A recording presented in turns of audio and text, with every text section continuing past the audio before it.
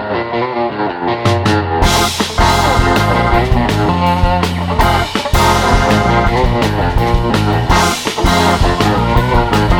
evening, everybody. Welcome to What's on Joe Mind. This is special edition number 72. Going a little bit different this week. It's a holiday week. There's no team stream. I've got two guests that are out of the country. So what do I decide to do but go out of the country for two other guests?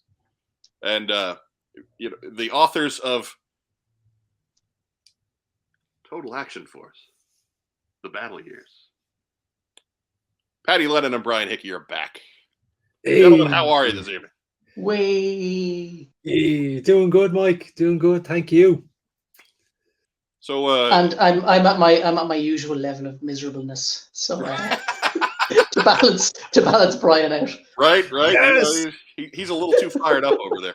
Yeah. I imagine that your guys' first thought is that I'm not making you guys get up live like I did to Tree last week. No, I saw that. That was like 4 a.m. right? He was on the air with us between 2 and 4 a.m. your time. Yes. Wow. And you know what? I did not make him do that for the record. I gave him a number of choices, and that was the one that he picked. It was the one that was least advantageous to himself. I think the week running up to Run at Roll Call, Dave Tree just doesn't sleep anyway. So it's entirely possible. Yes, every beverage is coffee, and every meal is a chocolate covered espresso bean. That's all he's got. That's all he's getting. That's how he keeps so long. That's how he keeps so young. That's why he's immortal. That's why his hair is always shooting out in every direction. But most everybody who got your book from your Kickstarter project has it now. Yes. What's the general reaction been? It's been really positive. I mean, really, we had a lot of great comments coming in on. Paddy does the updates every week. Paddy's out there getting the updates out to the backers, and we get a lot of really positive kind of comments coming back in them. We're getting direct messages through Kickstarter again. Very positive. People are surprised by the size of the book. That's a recurring comment. People didn't expect it to be as big of a book as it is. The overall quality of the book, because people have just got it. They're just giving you their first impressions. So visually they're really, really happy with how it looks. And what I'm really looking forward to is now that people have had some time or will have had some time to read it, I'm looking forward to hearing what people think of the actual content, because as someone who's read the book now maybe 5 or 6 times over the course of kind of designing it and proofreading it, it's a brilliant read, and it's packed full of information about the history of Action Force and the history of the Action Force's relationship with the comic Battle. That there was a lot of stuff in there that I didn't know. There's a lot of stuff that I did know, but there's equally as much stuff that I did not know that was surprising for us when we were doing that research, and that was being put together by Paddy and David. And I'm really hoping that the backers and the readers of the book are just as surprised as I was with some of the lovely nuggets that come out in that history. Excellent. Yeah, for sure. Like, I mean, I certainly on the comic side of things, I wasn't hugely familiar. The comic obviously had stopped publishing before I was born. Sorry, guys. But I had read some of the annuals and so on. As you know, they would do a hardcover annual every year, collecting a couple of the stories and then a couple of new stories. So that was my familiarity with Battle Action Force, because I never really read any of the weekly issues. So that whole part that David did was actually a real eye-opener for me. Like there was stuff in there that was just really surprising to me. I remember when we included in the book the original pitch for Marvel UK back in 1982, which was going to be written by Alan Moore. Not too many spoilers here. Yeah, but there was an entire pitch done with art done for Marvel by Palitoy in 1983, where Special Weapons Force would have been some of the main characters. But obviously they didn't get released, and Alan Moore and Stephen Moore had written were tapped to be the writers for it. So could you imagine that? Like the guys the guy who would go on to create Watchmen and V for Vendetta and hundreds of other, some of the best comics ever written, was actually originally going to be the writer on Action Force. That was just mind-blowing to me. Could have been responsible for the first great Bombardier epic. Exactly. And the like I said, the art they had, the kind of practice art they had done, Brian, you remind me who the artist was, but it was another person who worked. Higginson did the character concept sketches that were in the comic mock-up that Marvel UK produced. And so there's a Baron Ironblood, there's we presumably Quarrel, and then it looks like it's Sniper from Special Weapons Force. So it's a pretty sexy looking initial idea that Marvel UK had, but it never got off the ground. And this is explored, much more in a lot more detail in the actual that particular chapter of the book. But ultimately, the license went to IPC magazines, and maybe for a lot of the American viewers, they wouldn't really be familiar with IPC magazines, but at that time in the 1980s, the biggest title that Americans would be familiar with was probably 2000 AD, which featured Judge Dredd. But in Britain, they were massive, a huge comics publisher. That they basically had control of kind of the boys and girls comics market. They had weekly sales, I should say, in the region of around, for Battle, in the region of around 70,000 comics a week. Oh wow. And that was one of the lower runs. Some of their more popular titles would have been up near to 100,000 a week, whereas Marvel UK 2000 AD was getting 250,000 sales every issue at that time. Yeah, at that particular time, right? But by comparison, in 1982, Marvel UK's biggest selling comic was probably Conan, and they were hitting around 6,000 units a month. So they didn't have the distribution and sales that IPC magazines had. So we don't know the exact details of how IPC beat Marvel UK, but it's a very obvious piece of speculation that going in there with that level of sales, that the level of distribution that they had, and of course the track record for creating original content week after week after week, which, because Marvel UK was just reprinting comics produced by Marvel USA. Mm-hmm.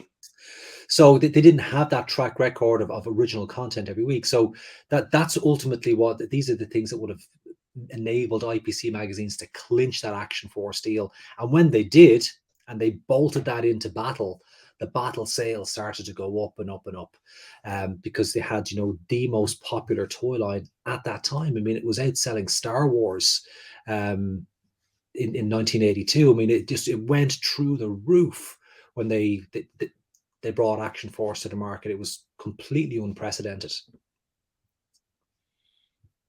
Yeah, I'm sure. I mean, it's always funny, the parallels that happened with what was going on in the UK with the relationship between Star Wars and Action Force, and what was going on here in the States with Star Wars and G.I. Joe, right? Like, over here, a lot of the credit for Joe overtaking Star Wars always seems to go to the articulation, right? It's like, oh, well, just a better figure. The arms could move in more directions. You had elbows, you had knees, then you got swivel arms thrown in there. And so there were, just that's what everybody points to first. I mean, Mark and I joke about that just about every episode of our show. It's like, well, we were Star Wars kids until we discovered knees. But, that wasn't the case for you guys. Like, it was a pure, tracked it down, dragged Star Wars down and just beat it. And left it in the dust. Well, one of the maybe, Paddy, I'll let you talk, because I'll fucking go all night. Well, it's funny, because even if you compare the Palatoy Action Force stuff, and obviously Palatoy had decided, well, they had considered doing a different style of figure for Action Force, but they realized, look, we need to get these to market like now. immediately. So obviously they copied existing designs by downscaling the existing Action Man figures, the best-selling Action Man figures. But they also decided, well, we're going to copy Star Wars engineering because we know it. We're working with it every day. We don't really have time to reinvent the wheel. But I think the one thing you'd notice about the Action Force stuff produced at that time is, for one thing, the sculpting's a lot better. Like if you put a Palatoy Star Wars figure beside a Palatoy Action Force figure, the Action Force figure just looks better, like more detailed, and so on. And I think the build quality is actually a lot better as well. It's something I think it's John Holmes mentions in his interview with that we did with him, where he mentions that it's so easy to find good condition Action Force figures even now, because they put the effort in to build them and design them really well. That they're really solid figures. Like you'll struggle to find a straight arm 1982 G.I. Joe figure in really good condition. There's always something broken, the thumbs or the crotch or whatever. You don't struggle as much to find a near perfect Action Force figure. Even the 1982 stuff, you can still find them, loose, and they're still in great condition. So like they were built to last, which it didn't. When he said that to me, I'm like, oh yeah, he's right. It's one of those things that it's not until someone says it to you that you're like, oh, of course he's right. It's easy to pick them up. You don't have any trouble finding stuff in good condition. You may struggle to find an accessory here or there, but if you wanted to buy yourself a bunch of loose, complete Action Force figures, it wouldn't be difficult to track them all down. But part of the popularity as well, this is something that was flagged by, again, when we interviewed John Holmes, who was the manufacturing manager for Palatoy. It was that around the time or just prior to the launch of Action Force, you had the SAS stormed the Iranian embassy on live TV. And that was like that was a big that really captured the imagination of a lot of kids. Like war movies and action and adventure TV shows were kind of commonplace at that time.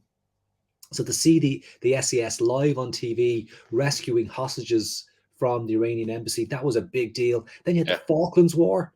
That was all over the news over here at that time.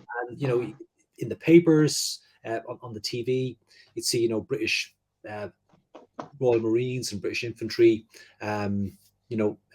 heading off to war, heading off to battle. So when they brought Paddy wouldn't know because he wasn't born yet. No, he's too small. But when Action Force Series 1 came out, it just, you now had something that was the size of the Star Wars figures, which were really popular, but was now tapping into, albeit maybe accidentally, the current affairs, where you had SAS and British Marines all over the news. And they even made a bloody SAS movie at the time, Who Dares Wins, with your man from The Professionals starring in it. Can't think of his name. But so the kids just went mad for that stuff. It captured the zeitgeist in a way. Zeitgeist. It was a total accident. They never planned it that way. Yeah. But things just lined up, and all of a sudden, Action Force. Boom. If they had planned it, it would be in a book much thicker than this. That's for certain. Of course, we remember the TV ads, and I know Dave Trius famously, brought that TV ad to JoeCon, and him and Chris McLeod did a whole panel with that TV ad in there, where the kid goes into the toy shop, and and I remember that TV ad and wanting at that time, wanting to have the Jeep and all those the army builders. It would take me a couple of years to kind of to get a decent Action Force collection together. In fact, it took me probably 40 years to get decent until we started doing the book. Yeah. It's just that I think that's just the adult colored lenses checking in there, Brian. You probably had a decent collection, just wasn't big enough for you because more is better. Yeah, but right? it's funny actually, because I haven't really started picking up much of it until we started working on the book and planning the book. But I've amassed quite a bit in less than a year because it's available. it's still out there, and it's still, you can still find complete samples and stuff very, very easily. Like they're practically giving away mutons. Well, still It's available at it's the convenience store on the corner.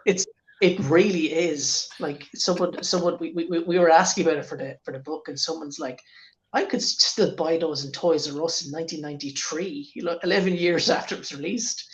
But it is funny. I know, obviously certain pieces are hard to find, but like you could amass a pretty, like, I think I've got nearly every, if you wanted to pick a team and collect it, it wouldn't take you very long or cost you very much. I think you pretty much have Space Force, Paddy, in the bag. I do, yeah. And it took me like literally 2 purchases. Like it was just able to pick up a Triad fighter and a few figures off one guy, and then the Cosmic Cruiser and Satellite Defense from another guy. And it was like, that's it. I'm missing a Kiwi. I'll get him eventually. I'm gonna try get him at Roll Call, but like, and he'll be a little bit trickier to get and probably a little bit more expensive to get, but I should be able to get one for like 30 or 40 pounds, or complete. Again, they're not difficult to find. I know Americans may think, God, they're very expensive, but really, if you're here at a show in the UK, they're not tough to find.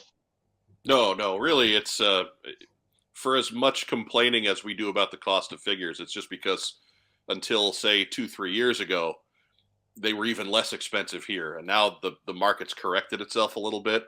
Granted, there's some folks out there that ask for entirely too much, but I mean, these are figures from 82 through 87, 88. We're talking about there could be a literal million of those figures in this country.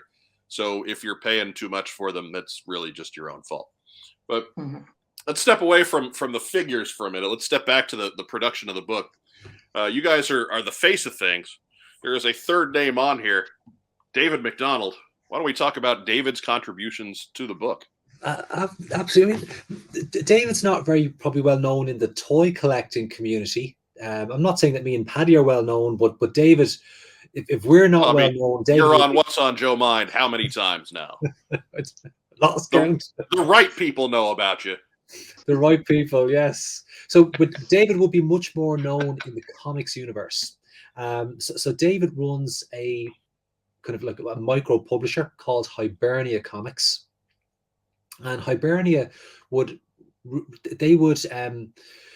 reproduce or licensed reissues of kind of historic comics or vintage comics.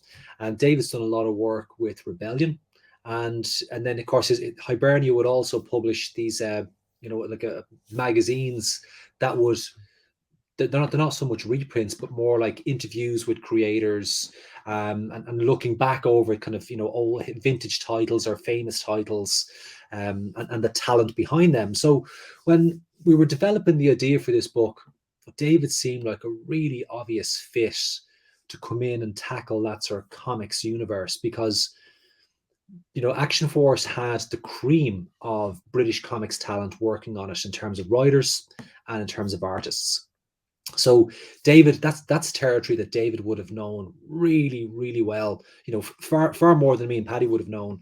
And we could have worked, spent more time researching it and digged really, really hard, but we wouldn't have had the access to some of these creatives that David has. So he was able to pick up the phone and interview James Tomlinson for the book, and that's one of my favorite chapters in the book, is the interview with James Tomlinson, who wrote the most Action Force stories for Battle. And what separates him from all the other creatives on Action Force at that time was that he was only starting his career. He was 19 years of age, whereas all the other guys were like old diehards. Like they were guys at the end of their career, and James Tomlinson was at the beginning of his career. So you get this. He's got this great enthusiasm and passion for Action Force still to this day, whereas maybe his contemporaries were much more matter of fact about it. It's just a job. We show up, we do our job well, we get paid, we go home, we don't think about it. Whereas he was a fan. he was collecting the toys, he was playing with the toys.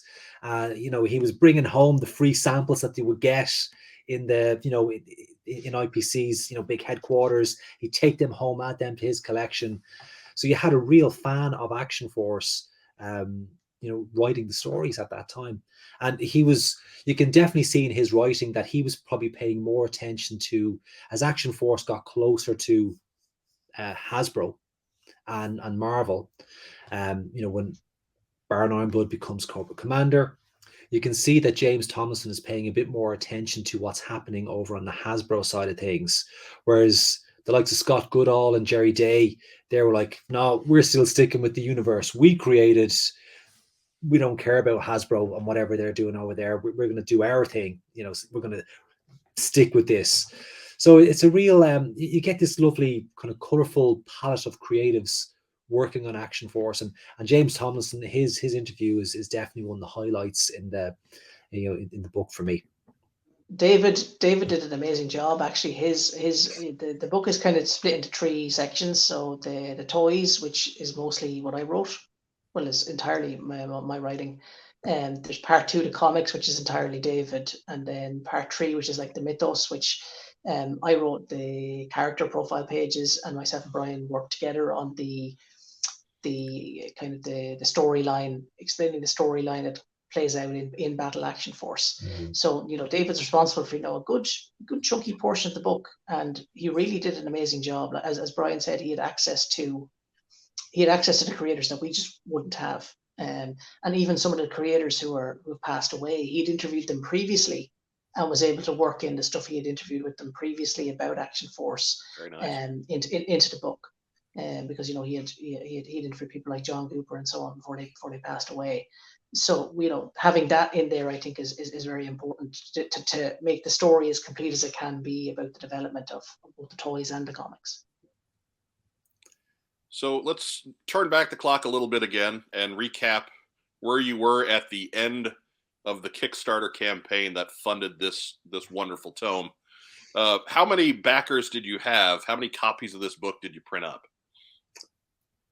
Do you want to go? Do you take that one, Paddy? Yes. So we had 242 backers, but not everybody pledged to get a book. So we had hoped that the goal had been set at 27,000 to allow us to print 250. Now we went over the goal. Obviously, we got a couple of grand over, and so it shook out that we needed to print a few more copies. I think our print run at the end was 260. Is that right, Brian? Or 260. That's 260. Yeah. So obviously, I think 235 of those went to backers. And then 25, we kept a few copies for ourselves as authors. We had to send some to Hasbro. We had to send some to Rebellion. We sent some to people who helped us out with the book. You know, people who had allowed us to borrow their collections or what have you. You know, as payment to kind of say, look, thanks for allowing us to shoot your entire collection of toys. Right. Here's a book in return. And then obviously we kept a few just in case we had, you know, they came back and we had damaged ones could come from the printer, which sometimes happens. So we built in a little bit extra there to cover off damaged copies. But obviously we didn't get any. The printer did their job and everything came out looking great. So those books are essentially spare. And those are the ones I'm actually bringing to roll call this weekend. That box, that extra box. That is it. That's the last of the books. We'll go to roll call. Yeah, so we didn't go crazy printing other ones because realistically we couldn't afford to. I think Brian, you finalized the accounts last week, and I think we literally had 1 cent left over from the Kickstarter money. Like after everything's been paid for, it's like, okay, profit. we have 1 cent. We have 1 cent profit. Like it really was down to the wire as to, you know. After you pay for, like, the printing cost is like you're running, was it nearly €10,000 to print them? Yeah, nearly another 10,000. The shipping was nearly as much as well because shipping was nearly as much. Yeah, we shipped them with you know, they're all in you know, mail cartons, And we, because we like the way Amazon would ship the books, we wanted to put them in proper box, and we used express shipping with tracking for every package, so so that people would get them quickly. So if people at that time of watching this, if you're still waiting on your book, hopefully you won't be waiting much longer, because the longest shipping time to the States is 5 to 6 days. To the UK, 3 to 4 days. Ireland, it's next day. Places like Japan, Australia, they're a little bit longer. You kind of go to 10 days if you're out there. Or more like 3 weeks for Japan, I think, and our Australian backer mentioned he'd have been about 2.5 weeks. So yeah. We expect most people will. Yeah, we expect most people will have them. Probably mid-December. I would expect the tail end people will get theirs in hand. Assuming they're in Australia or whatever. So we'll deliver on time, which is nice. And something that we really wanted to make sure people got them in hand when we said they would get them in hand. This is our. We've done books before, obviously, but this is the first Kickstarter, and we wanted to, when we were planning the Kickstarter, we wanted to make sure that we were always available if people had questions, always doing updates, very regularly. That's, because I think, we've all backed Kickstarters where people just disappear with the money for 4 years, and you never get your figures, not looking at anybody in particular. So it was really important for us to be like, we've backed, myself and certainly I have. Sounds like there's another story there for another episode. But Brian, you haven't backed as much as I have, but I back a lot of action figure Kickstarters because I like what certain people are doing, and the ones I've always respected the most have been the ones who've been upfront and open about, even if they're having problems, saying we're having a problem and we're trying to fix it, rather than just disappearing for 6 months and never doing an update, and then you don't know where your money's gone. So I wanted to make it quite clear that we would do regular updates and show people every step of the production process, so they can understand that we are, until these books are at your house, we're working and making sure you're getting. So out of the 240 backers, how many of them were in the UK as opposed to everywhere else? It's funny. I know this because I'm terrible for stats. Actually, more than half the backers were American. Yes, which that was really surprising. It was really surprising, but also not surprising. Because that's where the G.I. Joe fandom is, and that it would make sense that it would be G.I. Joe fans who would be interested in picking this up. Excuse me. And then we had about 35% were British, and then we had about 10% were Irish. We actually had more Irish backers than I thought we'd get. And then the remainder were just everywhere. We were sending books to, as we mentioned, Australia, New Zealand, Japan, a few different European countries. Sweden, 1 or 2 Norway. books. Sweden, Norway. That's very cool. I saw your interaction on Twitter with a Japanese fan, Paddy. Yeah, the one Japanese backer. I was just very excited to have sold a book to someone in Japan. But then to reach out and like they were giving you good press, and for you to make a connection is pretty cool too. Yeah, like I think it's actually funny. I've ended up talking to a lot of people during this campaign that I hadn't talked to before. Where obviously doing the podcast and stuff, but even on social media, just chatting to people and so on. It's been a nice experience. Just to kind of connect more with the fan base. So that's always nice. It's always about random connections. Yes, and you guys know that better than anybody. That's how this book came about, was random connections. Why don't I, for our fans who are new, because I've been doing some stats lately too. About half of our fans have been with us forever, and the other half are brand new within the last year and a half. Okay. So why don't I let you guys talk about how you two found one another in Ireland as G.I. Joe Action Force aficionados?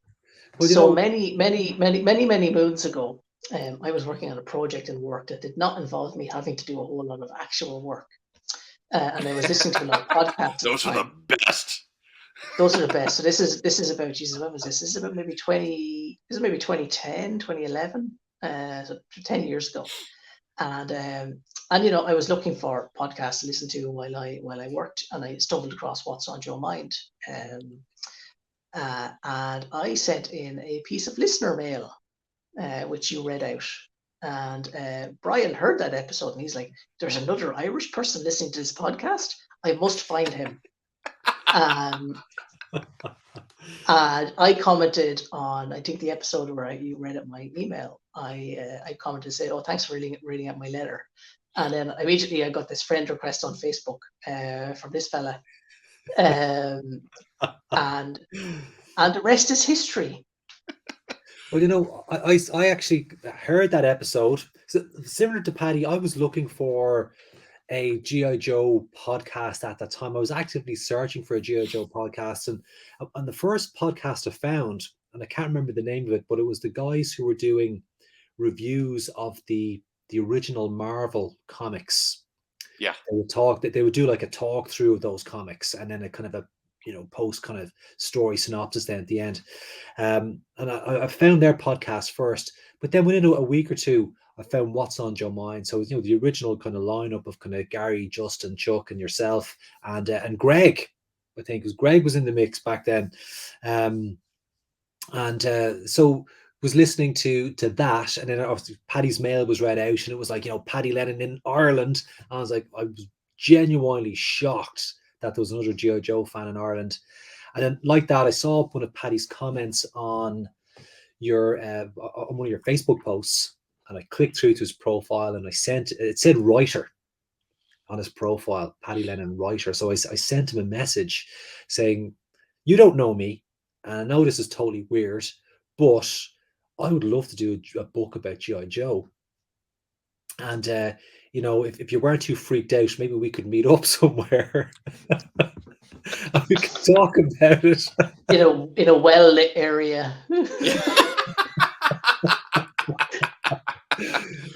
Well, he said yes. And it's good that you brought the notes that came off the laser printer and not the ones you scrawled in crayon. Mm-hmm. So even better, you guys kind of met each other halfway. Yeah, so we met we met somewhere for coffee just near where Paddy works, and I kind of threw out this kind of batshit crazy idea for some kind of a G.I. Joe sort of action figure guidebook, and Paddy kind of weighed in with a little bit more kind of reality on what we probably actually do, and we got it down to G.I. Joe Total Retaliation. We didn't have that title at the time, just that we figured that was a line that we could easily tackle. The toys hadn't quite hit the market yet. There was just a bit of hype about them, so we knew we could collect these at market, first market value, not on the secondary market, which would be very expensive and time consuming, and that we could put together a good guidebook on that. Small, it's only whatever 80 pages, but a good solid guidebook on that. And the angle that Paddy picked up on was that with the first wave of figures, there was no file cards on them, which is totally unheard of for a G.I. Joe. Right. So that was the big angle. Then we were going to do file cards for each of the characters that were released, and we had the single figures, we had the multi-packs, we had the vehicles. We never got the San Diego Comic-Con convention set in there. We felt it didn't really need it because it was a fairly packed book as it was, and that was our first foray into doing books together. And hot on the heels of that, that was launched at Rollout Roll Call as well. Hot on the heels of that, we did Total Hacks, which is the Vitruvian Hacks figures by Boss Fight. So we covered off the Series 1 releases with that. That was a 96-page book. Again, you see the quality of the book was getting much better. The photography was getting better. The design is much tighter than Total Retaliation. The writing was more ambitious on Paddy's part. They weren't just file cards. They were much bigger pieces of prose built in there, like creating a whole Vitruvian Hacks universe. And that was done with permission with the Boss Fight guys. So it wasn't just a fan project like Total Retaliation. It was done with the manufacturer and the IP owner on board. So It's I suppose official. it was official. Yeah, it was official, you know. So Total Action Force kind of is an extension of that. You know, it's much more ambitious in terms of the content, the size of the book, the number of pages, the size of the story that's being told. It's not just file cards, like it's a really in-depth history, and it's done with, you know, permission from Hasbro and licensed artwork reproduced from Rebellion, who own the Battle Action Force comics now. They bought that over, you know, they bought it at the treasury of British comics. They own IPC's library. So it's the first, as Paddy said, it's the first official Action Force release since, you know, of Palitoy material since 1986. Wow. And I mean, Palitoy, for folks who don't have the book to reference to, Palitoy went out of business in 1984? 1985. 1985, okay. Yeah. So yeah, it's we're Sorry, no, they closed the design department in 1985. Palitoy itself kept on for a couple more years after it, but it was only making, you know, it wasn't really making much.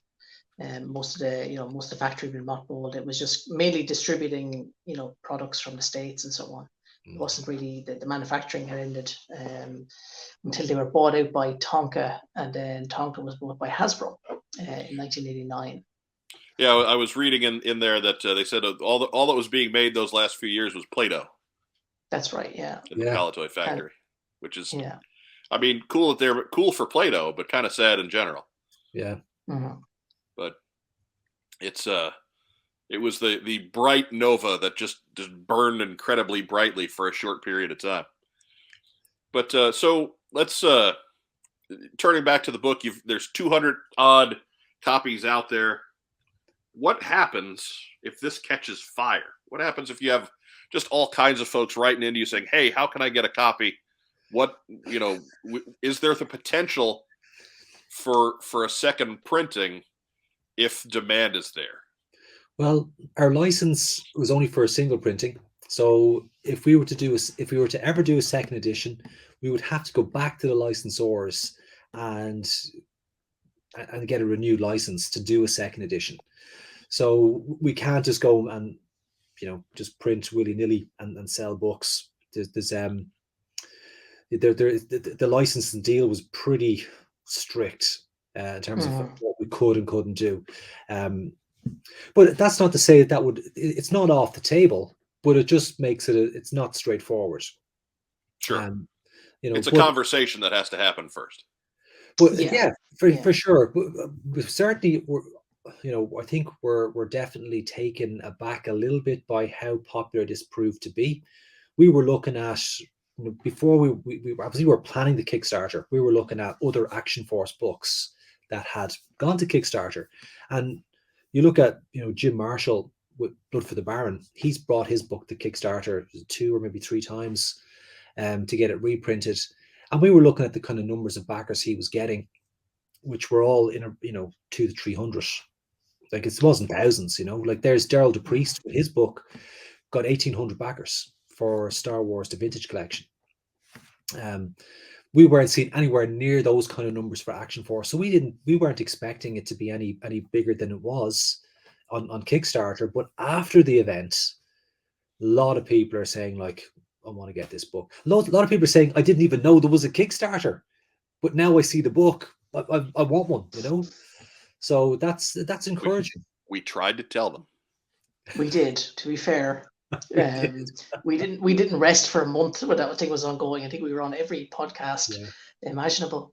But you know, and a lot of people, I think, were kind of, we know, you know, when we, you know, the Kickstarter had a reasonably high goal for an Action Force book. Again, I think we required more money than Jim Marshall had needed to print, and even for all of his Kickstarter campaigns put together, we needed more money than he'd raised from his Kickstarter campaigns put together. So we knew, you know, and we knew the market was limited, which meant the book had to be expensive, more expensive than maybe we'd have liked. You know, we'd have liked to have brought it in for cheaper, but as we said earlier, we spent every penny that we raised, Except that penny. Except that penny. That penny's Nearly going in every a penny. frame, and it's going on the Yeah. wall. So, we knew kind of, we kind of figured 250 would be in and around where we'd be. We hoped we'd get more, and we planned stretch goals, hoping that, it would take off and get 500, 600 backers, so we could go and get, expand the book further even, and get an Ian Kennedy cover done. But we kind of knew if we hit the goal, we'd be okay. The goal is ambitious, but also realistic as to how much this thing is going to cost to produce. And our budgets weren't that far off in that when it came to it. So, but our preference would be, if we knew there had been a market for 500 people, the book would have been a lot cheaper. But I don't think there was a market for 500 people for this book. I think now that people are seeing it in hand, and they're seeing that it turned out to be really, really good. Now suddenly we've got a lot more people going, I shouldn't have missed out on that one, or whatever. So I think, hopefully there will be now that the book is out there, and people tell their friends or show it to their friends or whatever, I think we might hopefully see a bit of a groundswell of support to say, well, if you guys did a second edition next year or whatever, people would support it. And so again, I'm not winding things up here by any stretch, but if people wanted to show that sort of support to you, what's the best way to get a hold of you? Find us on social media. I'm never off Facebook and Twitter. I think if we do a second edition, and we have talked about it, I think it would probably be a paperback edition to try bring the price down a bit lower, because again, we want to try. It would be. Also, the book is done now, and it's ready. Commemorate these for those of us that invested in this sexy beast. Yes, exactly, and to give the original Kickstarter backers something, a premium. We were very clear we wanted it to be a premium product. So if we do a second edition, I think a paperback would be the way to go. It would make sure that the first Kickstarter's got something special, and it would bring the price down for people who were maybe a bit price cautious the first time around. Yeah, you did something pretty comprehensive. And you did it pretty well. So I'm sure that the rest of the deep divers out there who are interested in Action Force and its history are going to start coming out of the woodwork for you. So if you're one of those people that missed out, well, more like first come to roll call and buy one of the 10 copies I have left. I believe 4 of them are already pre-sold, but I'd like to get rid of the other 6, please. Right. Well, because I don't want to brawl, Paddy. I don't want to have to carry them home, Mike. They're very heavy. What he means is he wants to make space in his luggage for Action Force toys. Yes. Well, that too. Mutons. Well, that too. It's funny. I'm the only now. I'm the last man standing going from Ireland. All the people talk about, we're going to go. Now can't for various reasons. So now basically I have a list from like 3 or 4 different people of stuff they want me to buy. Yeah. Like I end up buying nothing for myself. In Ireland, and the customs man is going to say, "Have you anything to declare?" And he's going to slap his suitcase down on the table and go, "A suitcase full of mutons, sir." I'm not slapping anything to the table. There might be an ATC in that. just very gently placed it on the table. It's an ATC, sir. Please don't crush it. It would not be the weirdest thing I've brought through an airport. Did I ever tell you about the time I nearly got arrested at Las Vegas airport? Oh God, no, tell this story. Please do. Great. I love this. I've 2 of the time I nearly got shot in the Empire State Building. But I have the time I nearly got arrested at Las Vegas, because I had 2006 and I traveled over to America to go to San Diego Comic-Con. So myself and my brother did a few days in LA, a few days in Las Vegas, and then the last few days we were going to go to San Diego Comic-Con. And on the flight from Las Vegas to San Diego, I had found a comic shop that had quite a lot of Transformers I wanted. And I had essentially a carry-on bag that was just full of Transformers, and I put it through the security, and the lady's like, "What's all this?" And I'm like, "Oh well, they're Transformers. You can't get these ones in Ireland." And she's like, there's a special security lane. I think you should go through it. And they sent me down this other security lane where they put you through this tube that shot compressed air at you. Like from various points, like Good that it didn't mess up your hair. Yeah, exactly. Well, I had hair back then, Mike. That was just nearly 15 years ago. And I asked a guy, what's with the air thing? I've never seen this before. And the guy explains, like, oh, that's because they suspect you're carrying a bomb.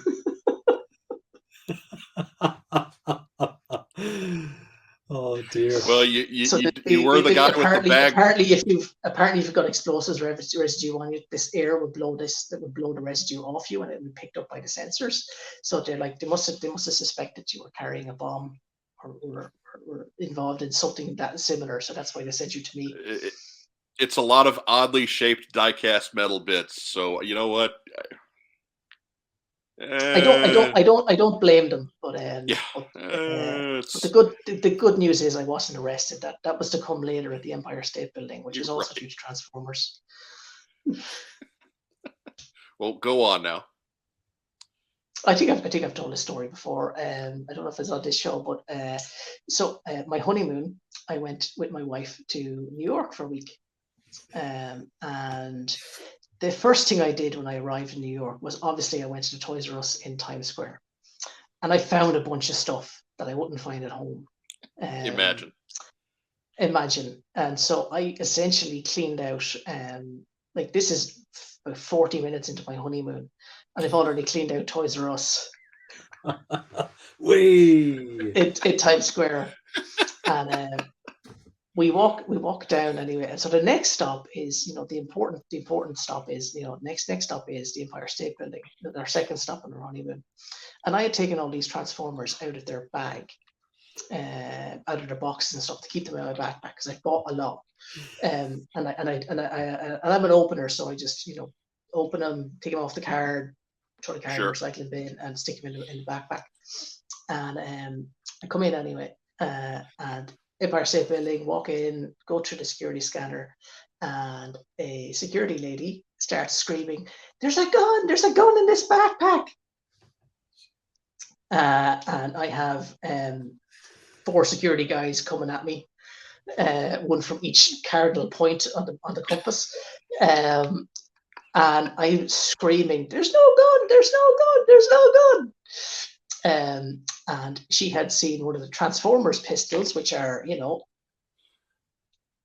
this size, and just her mental image just went gun, and that's how I nearly got shot by the American cops in the Empire State Building.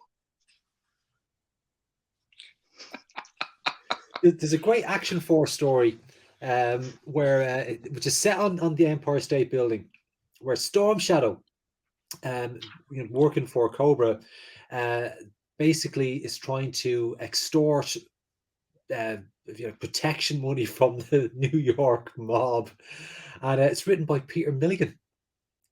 So it's a good story. So it's a little one shot, And Storm Shadow coincidentally almost kills Paddy. I have no idea how he got those swords past the security guys when I couldn't even get Wheeljack's fucking pistol. He's a ninja. Exactly. He's a ninja, Paddy. He's a ninja. True. That's how that works. So if I can, gentlemen, I'm going to run you through the special edition segment, 5 Easy Questions. Okay. Okay. Now you have no idea what these questions are beforehand, but they are easy questions. So any debate is purely inside your own head. Are you set? Here we go. Let's do this. All right. Again, they're easy questions. 5 easy questions. Number 1, what is your favorite UK exclusive Action Force figure?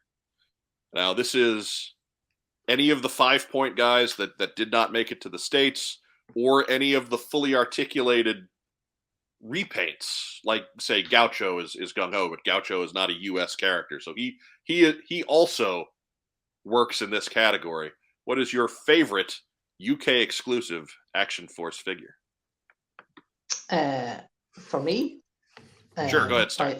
I'm going to say Action Force SAS Stalker, which is obviously the Snake Eyes repaint that we got here, packed in with the Panther, because it's both Snake Eyes and an SAS guy. He's a twofer. A twofer. Double nice, it up. Paddy. Nice. Well, you know, I am going to go with one of the Action Force Series 1 figures, because that's one of the things that because in working on this book, I discovered a lot more about Action Force than I actually knew.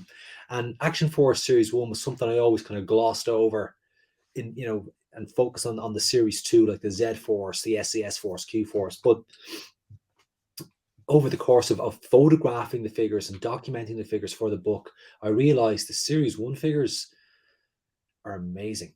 I mean, they are amazing. And that's kind of where my collecting focus has kind of gone there for the, you know, currently. So if I was going to pick, it's tough even to pick one of those guys, because you've got great, you know, you've got the Australian Jungle Fighter, you've got the, you know, the German Stormtrooper, which would go on to become your Red Shadow. You've got the US Paratrooper, you know, and then you've even got the, you know, there's a couple of different pilots that they produced. But the one I would go with as my kind of favorite would be the Night Patrol, the Action Force Series 1 Night Patrol figure. And for anyone who doesn't know what I'm talking about, we've got his green visor and the helmet, you know, the red helmet. You've got this nice kind of blue paint, kind of the hood, you know, underneath that, the mask is this lovely kind of red, you know, paint application on his chest. You've got the, you know, removable backpack, and obviously you can pop his HK machine gun in here. Nice. When he's not using it. And personally, I like to pop this guy into the parachute that comes with, and then he's a paratrooper as well. So Series 1 Night Patrol, that's my favorite there. I remember the day we went out to do the photo shoot for Series 1 figs with our friend Carol O'Connor, and that's the one that my eye was instantly drawn to as well, because it's just such a striking figure in person as well. Question number 2. What is your favorite UK exclusive Action Force vehicle? Oh, that's a tough one. Paddy, you go first. I'll go first, because I don't own very many of them, but the one I do like the most of the ones I do own is the, well, actually I'm torn. There's 2, but I think I love the Triad Fighter. Yes. So that's one I've always liked to look at that vehicle. I think it's always looked like a very niche looking kind of space fighter. I've always loved that. As a you know, UK exclusive, that's probably my favorite. I also will give a consolation prize to the SAS Panther, the Vamp repaint we got over here, the yellow and black. The Vamp obviously is a great vehicle anyway, but I do think the SAS paint scheme and the extra decals and so on really set it apart from the kind of American versions of it. I'm detecting a pattern in your answers, Paddy. My love of SAS. We're swinging right in your sweet spot. It's that SAS stuff. Yeah, well, it's a really nice deco scheme. It works, the gray and the black and the yellow. I think I mean, I love the other teams as well. Don't get me wrong, and I particularly love the Z Force color scheme. But there's something about the Vamp, particularly in that color scheme, just works. I agree. I've seen that one before. Unfortunately, I don't own one of those, but it is a cool one.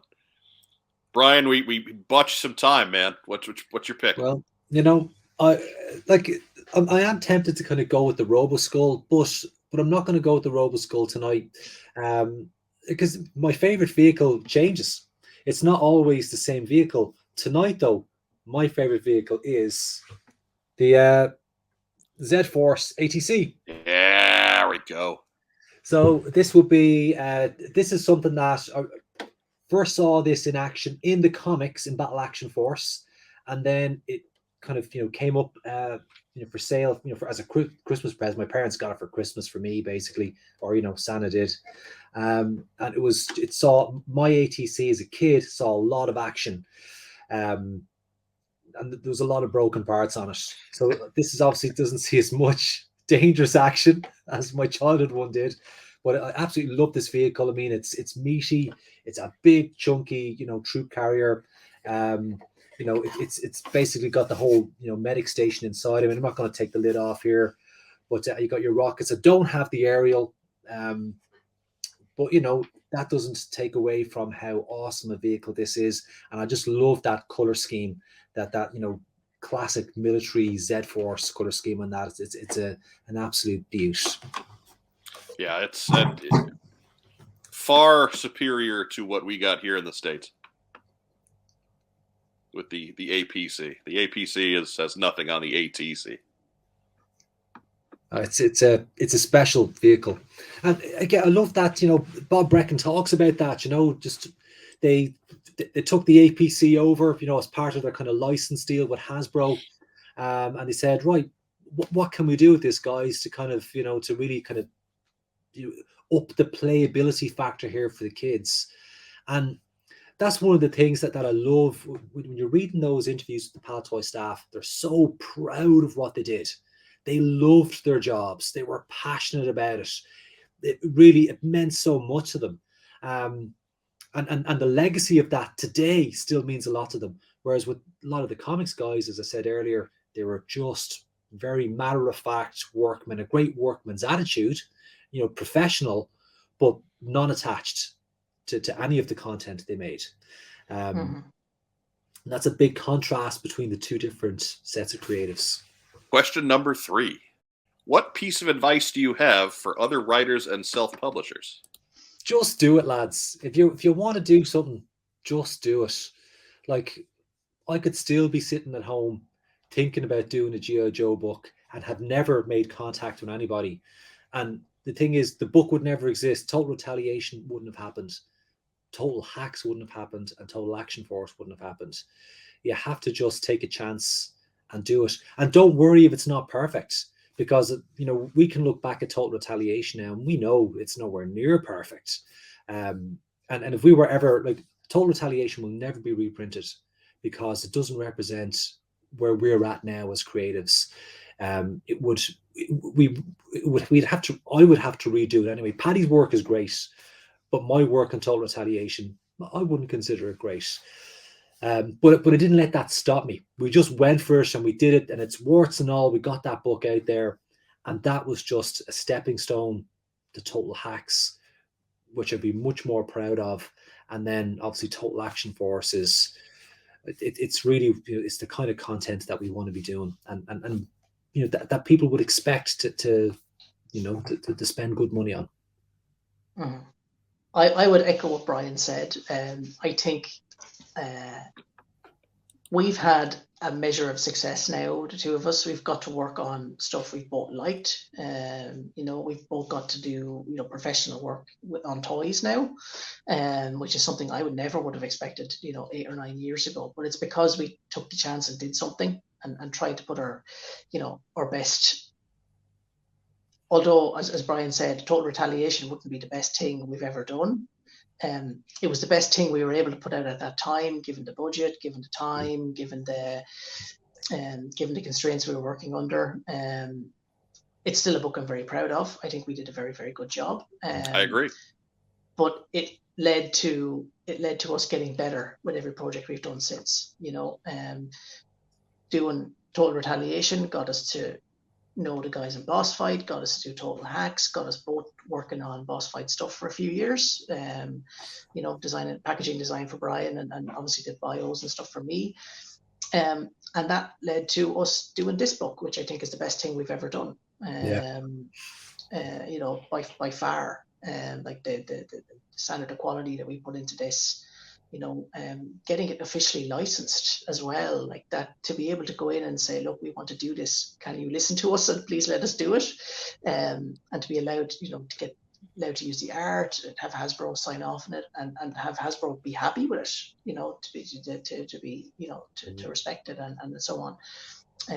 That's a big thing for us. Like that's something that if you told me 5 years ago we'd be able to do this, I wouldn't. I would. I said I don't believe that's possible, but it is possible if you put good work out there. I think it comes back to you. If you just believe that the guy who reaches out to you on Facebook is not a total lunatic. Exactly. Anytime any random guy messages you on Facebook asking you to meet, just say yes.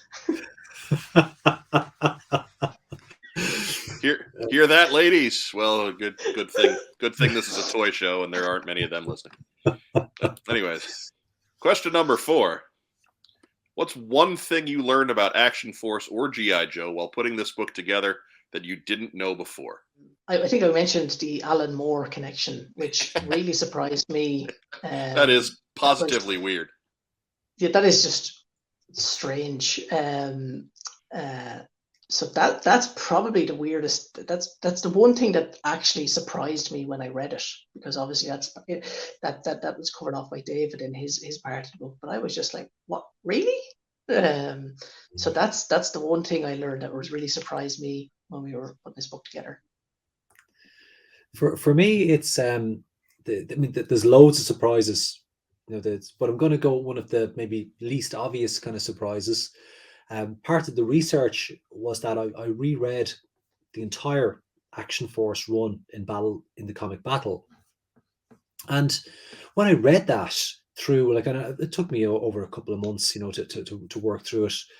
I realized that there's a continuity there, and you know, and again, as part of the research, began to build up like a database of, you know, who are the writers, which stories did they work on, who are the artists, which stories did they work on, and you begin to see a pattern. And the pattern is that there's really just 3 writers. You've got James Tomlinson, Jerry Finley Day, and Scott Goodall are the 3 principal writers for the entire Action Force universe in Battle. And because and there are lots of other writers, like, you know, Peter Milligan, Alan McKenzie, like they all, you know, loads of guys came in and did these kind of one shots, but the 3 writers kept this really great universe that's fairly tight from when Action Force first breaks onto the pages to the kind of the collapse of Cobra as an organization at the end of it all. Spoiler alert. It's you know, and then, you know, Baron Ironblood kind of transforming into Cobra Commander. Like, it's a really tight universe. If you're watching this to reference their next book, just leave that part out. Forget that part.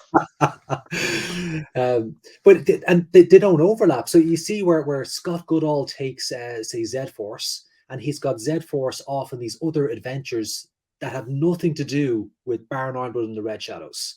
And in the meantime, SAS Force are hunting Baron Ironblood, you know, all across South America, and all of his main operations are in South America. And then they start to kind of, you know, Baron Ironblood is kind of flushed out of South America over to Europe. Z-Force are kind of, you know, brought back. This convergence of characters for the story World Enemy #1. And that's where Baron Ironblood becomes Cobra Commander.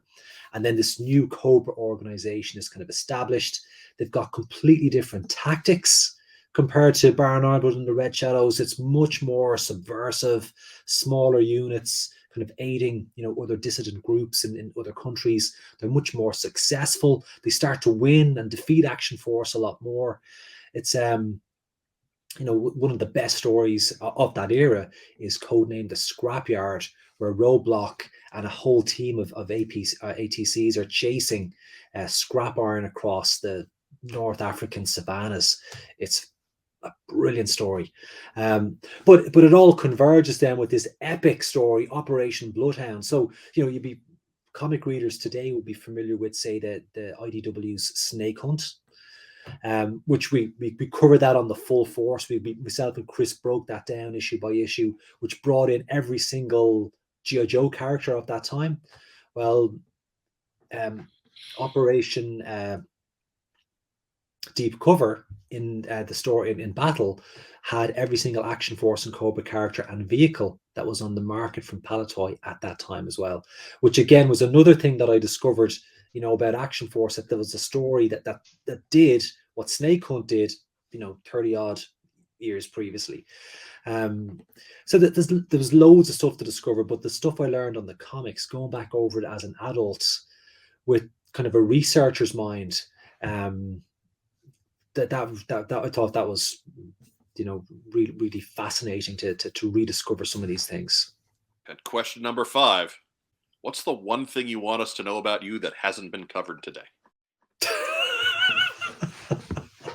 I don't know when to shut up.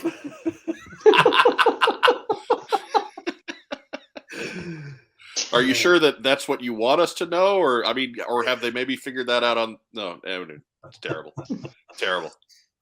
I would say I'm an open book, Mike. What's the one thing that we haven't, like, what do you want everybody to know that maybe I haven't asked, that hasn't come up in conversation before? What do you want everybody to know? I'm at Roll Call on Sunday. Please come and buy a book. Again, I do not want to carry them home. Everybody knows that. Everybody knows that. I'll be bringing some of the leftover prints from the campaign if anybody wants to grab that Action Force print that Eric and Katrina did. We'll have a few of them left. We printed a couple more than we needed, so I'll have those and the prints, the photo prints that we did for the campaign. I'll bring a few of those with me too. Brian's going to drop them down to my house tomorrow or Friday, and I'll have a couple of those on hand. So if anybody, you know, already has the book and went in at a cracking level just to get the book and wants the prints as well, I'll have a few with me at that show as well. Yeah, right. And none of those prints are in the book. So there's lots of photography in the book, but not the photography that's on those team prints. We might have a stack of those team prints here. 1 second. Z-Force prints. Z-Force team print. Then we have SAS Force team print. You know, we got the Tomahawk in there, the Eagle Hawk in there. I know it's not strictly Action Force, but we need a proper helicopter for our SAS Force pilots. Space Force. So that's pretty much Paddy's Space Force collection right there. There you go. And no Photoshop, folks. No Photoshop. They actually flew without the aid of CGI. There's Ray Murphy's amazing Special Weapons Force customs. Superb work by Ray there on that. That is very cool.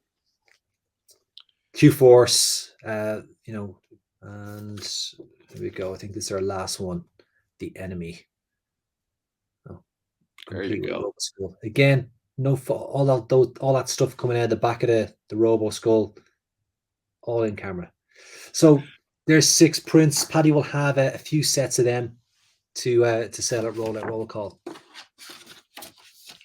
There you go. So that Paddy dodged the question by not giving us anything personal. How about you, Brian? What's the one thing you want everybody to know? I've just told you where I'm going to be on Sunday. How could I be more possible than giving away my location? Yeah, well, we already knew that, Paddy. Whatever. We already knew. My sort of, you know, personal story, and to keep it kind of Action Force related. You've all seen Toy Story. Is it Toy Story 4, where all the toys end up kind of going down into the incinerator together? 3. It's the end of 3. And the 3. That's what. Yeah. Well, I cried. You know, I can cry at loads of films. You know. But anyway, when I was getting to that age where I was going to college, I had a decent collection of Action Force and you know, vintage Star Wars and, you know, Action Man and a few other, you know, little bits and pieces. And I went off to college. And when I came back from college, my parents had moved house. And they had got it. When they were moved house, they did a big clear out. And they got a big dumpster and they just put my entire collection into the dumpster. We're talking my original childhood ATC in there, the Whirlwind, the oh God, my SAS Hawk and Blades. You know, it's the AT-AT, the Millennium Falcon, Slave One. You know, all the figures, the accessories, all dumped. That's my personal story. It all got dumped, and I didn't care because at that time I was into college, I was into music, I was into design, and it was only years later when the GI Joe Rise of Cobra figures were hitting retail here in Ireland, and I had our first child was born. He was only like a baby, too young to own any action figures. But seeing GI Joe on the shop shelves again, and whatever, that was probably 2009, and it just brought me back, to my childhood. Being a parent, having that connection with your kid, seeing toys, they're not the same toys obviously, but the brand name I recognize, and it just brought me back, and I started to collect again. I started collecting again back in 2009. Star Wars at first, and then it very quickly moved into GI Joe, modern era GI Joe, and then I've been on this kind of more, the last few years has been much more vintage, much more retro. Where my focus has been. That's a very long-winded answer to a very simple question, but reclaiming your birthright, letting the wounds that your parents inflicted on you heal. Yeah. Do you know what? I still have those dreams, right?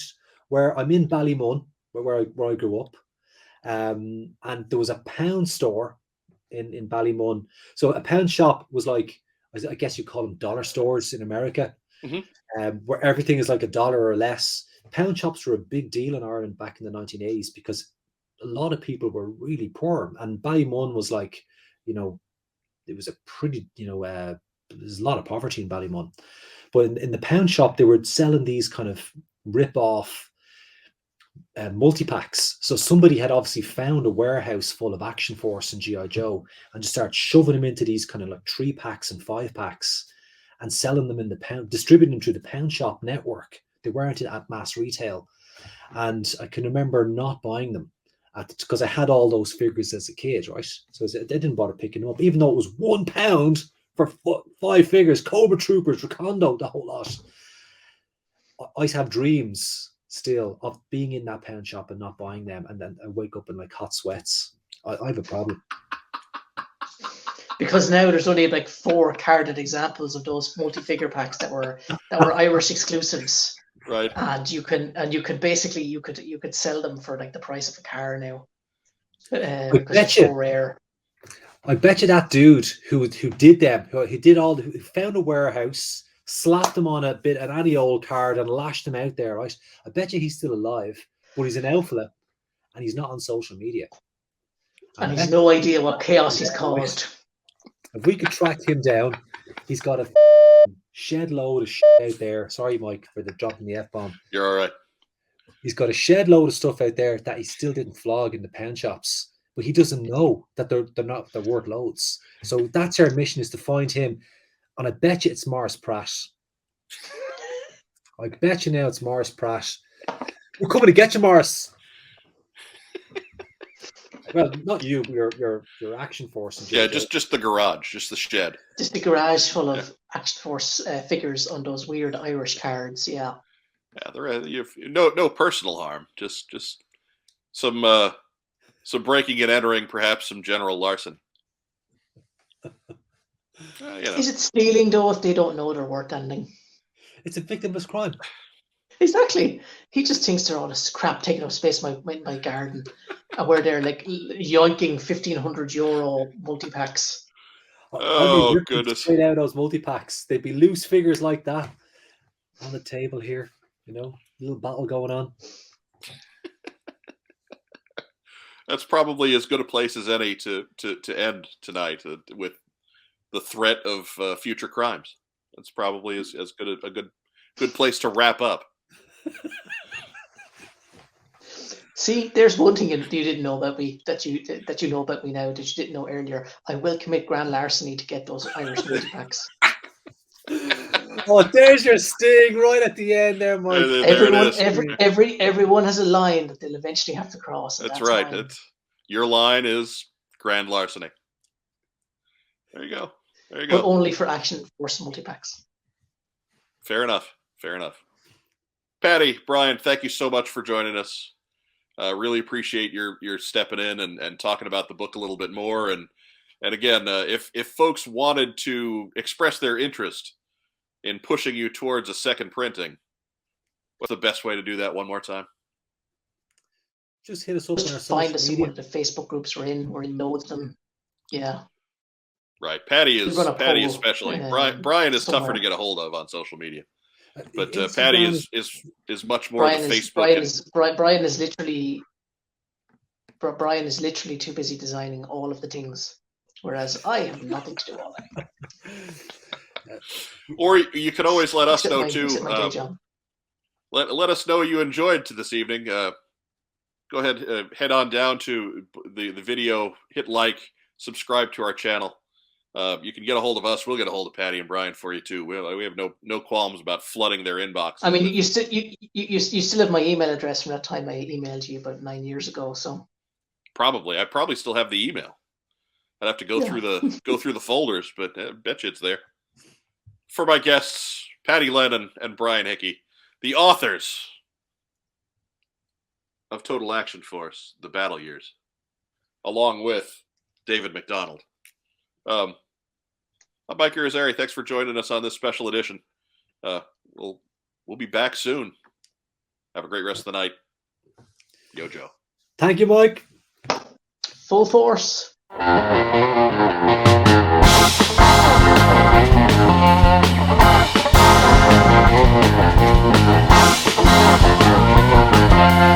Savvy was my drug dealer in Ballymun.